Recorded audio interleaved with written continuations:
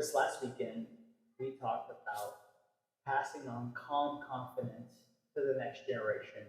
And this is something that we talk about quite a bit and passing on legacy of faith and other things to the kids. And last week, right before I preached the message, we went and got the kids. Had been staying at my parents' house in Bureau. And on the way down, I just asked you, if you were having this conversation, if you were giving advice to people on how to pass on calm confidence, how would you do that practically? And it kicked off this conversation, and I said, man, I wish we were recording this. Because we have our best conversations in the van very often. Yeah. And so especially when kids aren't there. Yeah, it's quiet. Especially when the kids aren't there. Less interrupt. And so we wanted to take a second and just kind of share some things with you, because on Sunday we talked about being in the Word and teaching your kids and other people to be in the Word as well. But I said there's so much more to this conversation than that. There are more things, but I shared with you the most important one, and so I just wanted to take a moment and expand on that a little bit. So outside of being in the Word yourself and teaching your kids to be in the Word, because that's where that confidence comes from. It comes from God. Absolutely. Outside of that, what's some other practical things that you would do to pass on to the next generation? We talked about it. I think obviously, like you said, is having it, but there's a difference between having it and teaching it. And it made me immediately think of David, who's one of my favorite Bible characters, top 5, and yet a man after God's own heart, and yet right away we see he didn't pass it on when we have Absalom rebelling and that whole scenario. And so it's one of those things that it's so much more than just you have to have it. You also have to teach it. It has to be intentional. So I think that's why we spent a lot of time talking about that, is that you've got to plan for it or it doesn't just happen. And so beyond even having that yourself and teaching your kids through reading and spending time with God. I mean, I know for me, I'm such an anxious person that is one of the only things that calms me down is that time with Jesus. But we talked about giving them opportunities to experience it. I know it's so easy. You got the term helicopter mom. Like, it's so easy. We want to take things from our kids. Like, we want to protect them. Right. And so giving them opportunity, obviously in a guarded environment, to experience failure, to experience struggles, and to practice having calm when they don't feel calm. Practice relying on Jesus when things don't seem right. Right. And that's really difficult. But it is, because you don't want your kids to fail, and you don't want them to feel bad. But at the same time, the only way to build confidence is to do difficult things.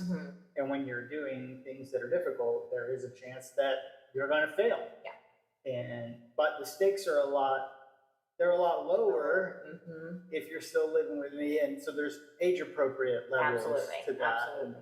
And we were talking about it with Micah. He's been asking me for a YouTube channel. My goodness, since he was 2 years old.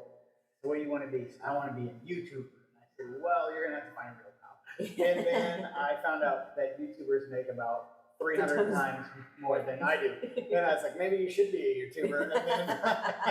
And you can support us. You can support us. It'll be fantastic. I like this arrangement. And so, he's going into middle school now. And so I said, okay, let's do this. But you're going to have to edit your own videos, create your own content. You're going to have to do everything. I'm not going to do this for you. And this will either sink or swim based on what you do. What you put into it. But also, again, with guided, we've been very cautious of what access to media, and there's still guidelines and permissions on that. But yes, it is his responsibility. And, he has been living in this dream world of he sees the finished product of the YouTuber. Right. And doesn't Right. realize the behind the scenes of how much work goes involved for some of these things. And so understanding the workload in that, and understanding, like, he spent that 3 hours on a 30-minute video one time, Right. in editing it and getting it voiceover and getting it uploaded and rendered, and I mean, and the scheduling, and but it's been so cool to see some of those things click in his head, to like, oh, like I really have to do things, and him take that ownership, and Right, but there's risk involved there because it could be a total flop. yeah, But at the same time, he's in an environment where Yeah. we're here to encourage him through that. Yeah. But if we don't give them opportunities where they can succeed or fail yep, until they're grown and gone, then the stakes become much higher because, the stakes of who you're going to marry, that's a lot bigger risk that you're taking yeah, than, hey, I'm going to start a video game YouTube channel yeah. when I'm 11. And I think a lot more, specifically with Eden, who struggled a lot more with anxiety and that, having that calm. Right. And I have to stop and remind myself and the end goal of who I want her to be when she's out of our reach, when she's out of our house and out of our direct influence, is someone who is calm and can choose Jesus in those moments. And so, trying to figure out how in her circumstances to allow her within reason to go through those things and fail and feel that anxiety and I won't say self-soothe, but learn to turn herself, choosing to turn to God in those moments, Right. to rely on God in those moments of anxiety, Right. and keep her eyes on Jesus. Right. I'm realizing more and more how important that is, because when she goes out on her own, what is she going to turn to if she's not turning to Jesus? Right. To fix that anxiety. Well, one of the things that we talked about was one of the things that anxiety does, and we talked about the message on Sunday, is it freezes us in place. Yep. And it's that pain that gives us pause. Yes. And which isn't necessarily a bad thing. It's not necessarily a bad thing. And again, this is why we want to help them when they're younger to experience this, so they can learn the difference between the pain that says pause, regroup and go again, and or hey, pause, don't do that. Redirect. You need to redirect in a different way. Yes. And so, but part of being courageous is doing things even when you're scared. Yep.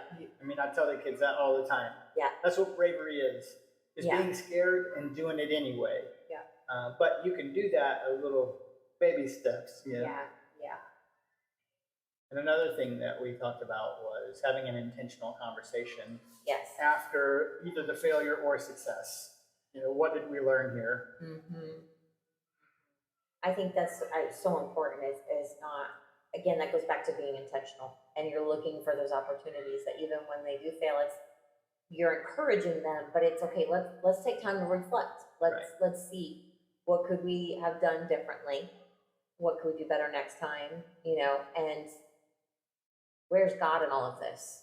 Yeah. I think that's so important to be able to do that. Right. And defining what does success mean? Mm-hmm. What is the win?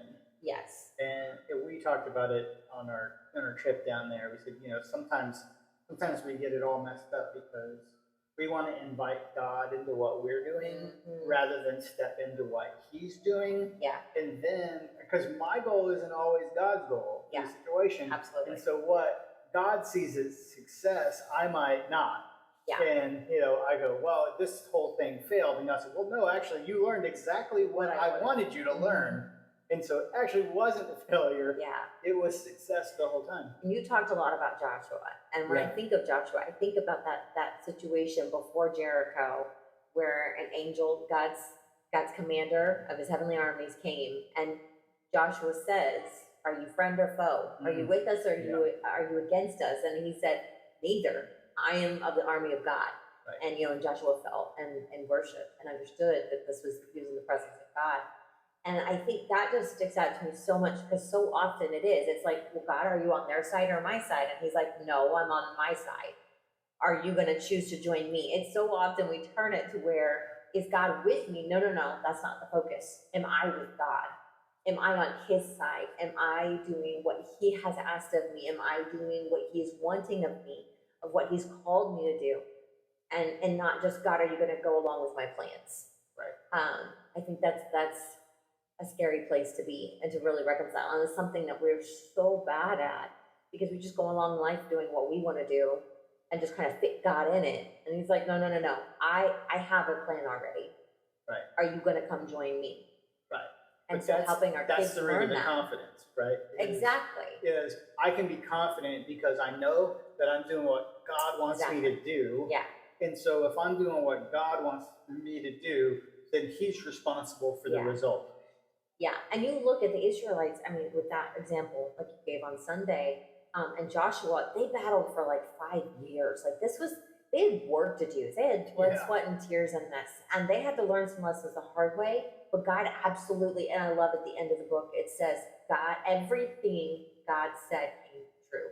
Mm-hmm. Every promise God had given was fulfilled. But there was pain in the process. And there was work. And there was struggle. We have fun. Can we have a snack? And that's real life. Yeah, that's how it actually works. And this is why we have our best conversations in the van when the kids are not there. So we're going to pick them up. They weren't there yet, so it's great. It's great. So just kind of to sum it all up, if I'm gonna talk about passing on calm confidence, passing on the faith to the next generation, then I'm going to be in the Word myself. Yep. I'm going to teach them how to be in the Word and how to understand what they're reading and how to study the Bible. And I'm going to pray with them. I'm going to pray for them. Yes.